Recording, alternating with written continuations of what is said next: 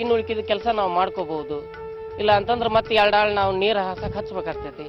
ಅದರಿಂದ ಡ್ರಿಪ್ಪಿನ ಅನುಕೂಲನೂ ಭಾಳ ಐತಿ.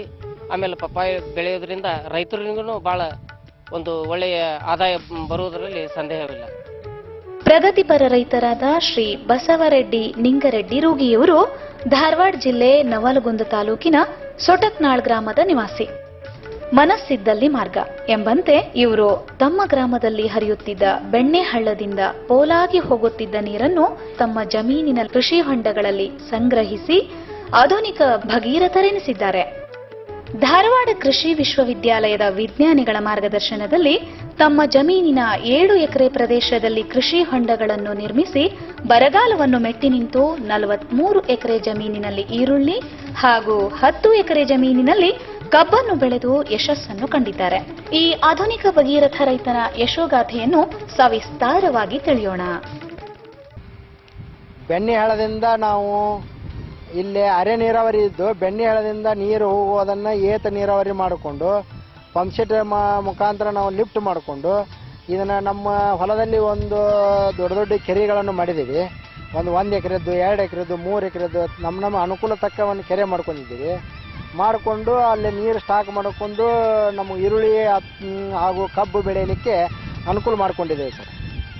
ಮತ್ತು ಈಗ ಏನಾಗಿದೆ ಅಂದ್ರೆ ನೀರು ಅಲ್ಲಿ ಬೆಣ್ಣೆಹಳ್ಳದಿಂದ ಪೋಲಾಗಿ ಜಾಸ್ತಿ ಹೋಗೋದ್ರಿಂದ ನಮಗೆ ಒಂದು ವ್ಯವಸ್ಥಿತವಾಗಿ ಕರೆಂಟು ಇದು ಎಲ್ಲ ಅನಾನುಕೂಲತೆಯಿಂದ ಕೆರೆ ಮಾಡಿಕೊಂಡು ನಮ್ಮ ಕೆಲಸಕ್ಕೆ ಅನುಕೂಲ ಆಗಲಿ ಅಂತೇಳಿ ನಾವು ಕೃಷಿ ಹೊಂಡ ಒಂದು ದೊಡ್ಡ ಮಾಡ್ಕೊಂಡಿದ್ದೇವೆ ಸರ್.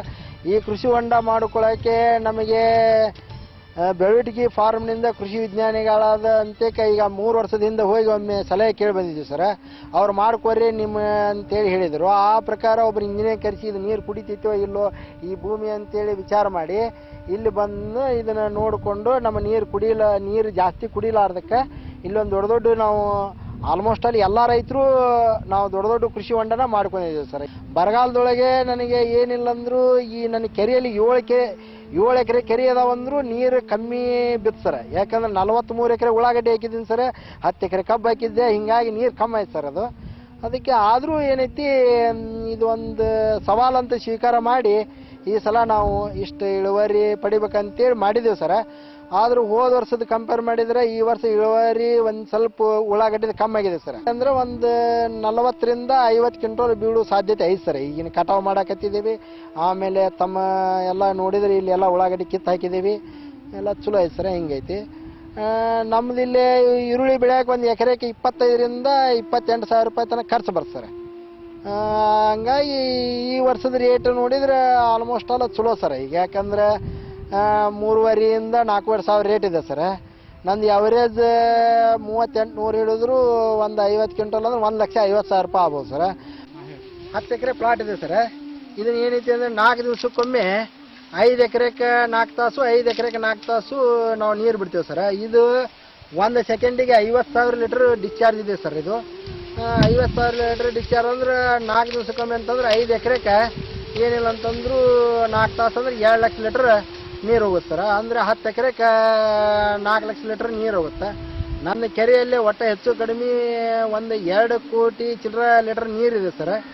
7 ಎಕರೆ ಕೆರೆಯಲ್ಲಿ ಕೂಡಿ. ಹಾಗಾಗಿ ನನಗೆ ಒಟ್ಟು ವರ್ಕೌಟ್ ಆಗುತ್ತೆ ಸರ್. ಆದರೆ ಈ ಸಲ ಅತಿ ಬರಗಾಲ ಬಿದ್ದಿದ್ದ ದಿನ ಉಳ್ಳಾಗಡ್ಡಿ ಉಳಿಸ್ಕೋಬೇಕಂತೇಳಿ ಒಂದು ಈಟು ಕಬ್ಬಿಗೆ ನೀರು ಕಮ್ಮಿ ಮಾಡಿದ್ದೇನೆ ಸರ್. ಆದರೂ ಸಾವಯವ ಮಾಡಿದ ನಂತರ ಎಲ್ಲ ಒಂದು ಒಳ್ಳೆ ಫಸಲು ಬಂದೈತೆ ಅಂತೇಳಿ ನನಗೆ ಹೆಮ್ಮೆ ಇದೆ.